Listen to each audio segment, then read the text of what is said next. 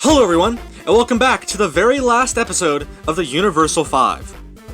This week, we are going to be terraforming all 8, actually minus Earth, so it's actually 7, we're going to be terraforming all 7, minus Earth, of all of the major planets to make them feel like they're actually habitable, like you can actually, live on them. So, without further ado, let's just get right into it.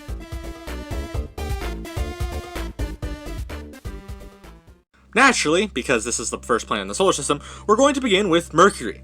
I didn't have a lot of goals when actually making Mercury habitable, but my only really 2 big goals was that I wanted to have there actually be like a fair amount of water, since it's just the way Mercury's positioned, and I want the atmosphere to be, somewhat normal, somewhat suitable. It came out to being good, but then Mercury doesn't really have a noticeable atmosphere, so people are going to confuse it, but Mercury still ended up coming out to be pretty good.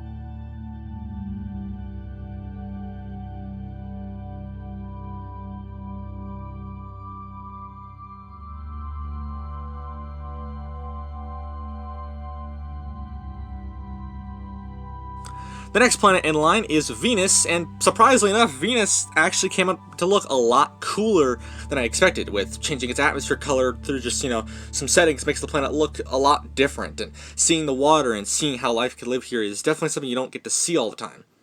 Venus, along with Mars, which we'll get to here in a second, came out to be very, very impressive.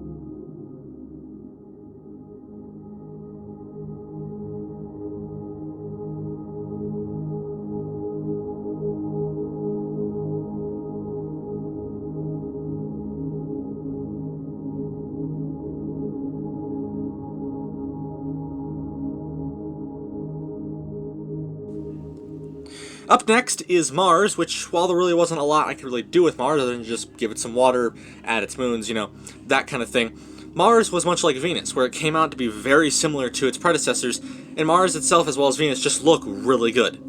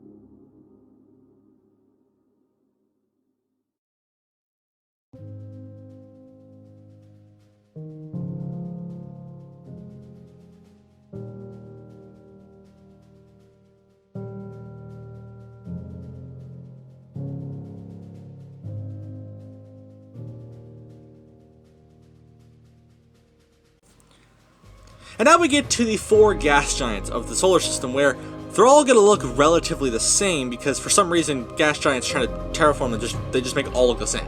Like, they all have brown atmospheres and they're super dark, so don't expect it to be super unique. But moving on to Jupiter, for, various reasons, once again, they all have brown atmospheres, they're very dark, but one thing I did try to do to at least give them a bit more characteristics was basically to color the terrain to make it look like what they are in their gas giant forms. So for Jupiter, it might be like a tin tone brown, or like a gray, or maybe a yellow or something, or maybe like the big red spot or something.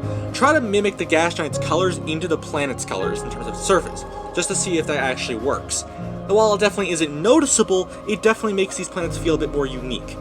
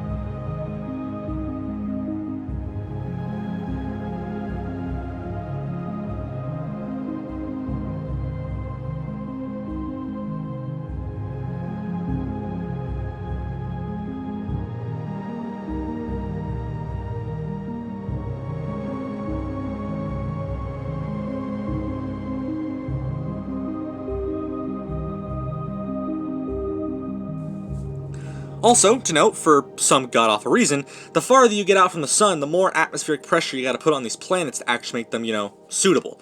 And it ended up getting to a point where Neptune's atmospheric pressure was at almost 1,500.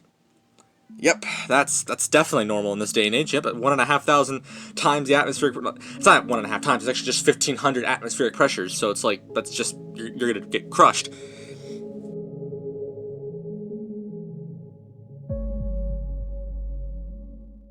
And with all of that stuff, I guess, out of the way, we can now see the full system of basically our terraformed solar system. Basically, is what it is.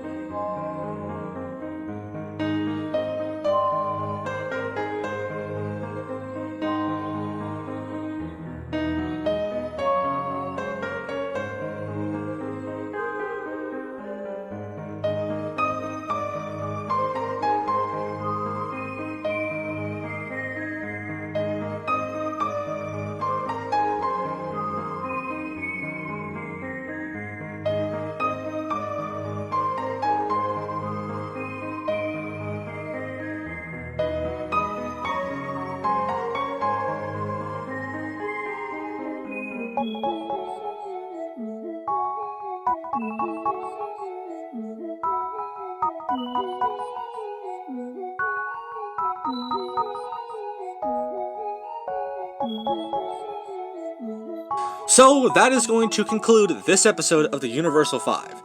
It was definitely a very different approach compared to things like making a solar system or the color system. This one brings it back home, brings it back to our home solar system, and terraforms pretty much all the major planets except for Earth, because how are you going to terraform Earth already?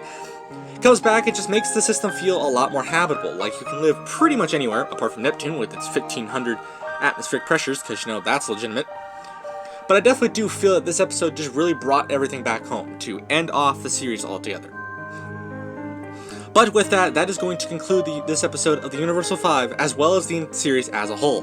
If you've enjoyed the Universal 5 and you want to see more space-related content, then make sure you like this video and comment down below what you might want to see next. But that is all for now, and don't worry, we'll definitely see you in the cosmos a lot sooner than you think. My name is PandaPowerSauce, remember to stay saucy, and we'll see you again next week. Later!